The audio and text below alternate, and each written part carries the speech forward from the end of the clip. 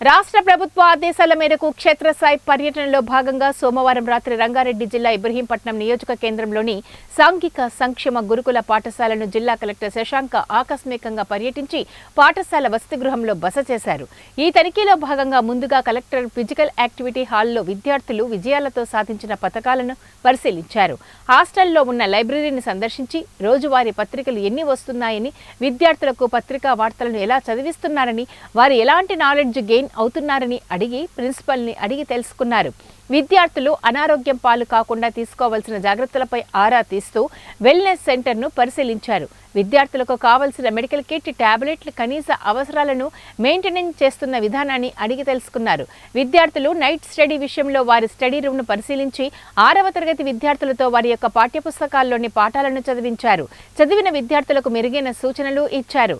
విద్యార్థులకు అందించాల్సిన కనీస వసతులు, భోజనాల గురించి అడిగి తెలుసుకుని రాత్రంతా విద్యార్థులతో గడిపారు. సోమవారం ఉదయం విద్యార్థులతో కలిసి మార్నింగ్ వాక్ చేయడం జరిగిందని అన్నారు. ప్రభుత్వం నుండి సొసైటీలకు రావాల్సిన నిధులు, విద్యార్థులకు కావాల్సిన సౌకర్యాలను ప్రభుత్వానికి నివేదించి వాటి పరిష్కారం కోసం కృషి చేస్తామని జిల్లా కలెక్టర్ ఈ సందర్భంగా వివరించారు.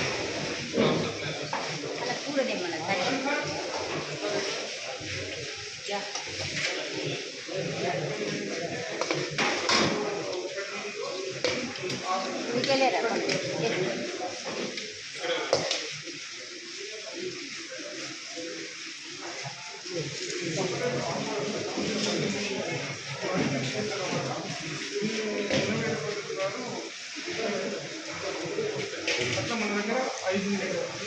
ఒకటి ఇది సెక్యూరిటీ గర్ల్స్లో ఒకటి, ఆఫ్టర్ సపరేట్ పవర్లో ఒకటి, వెజ్లో ఒక 4 ప్లస్ ఒకటి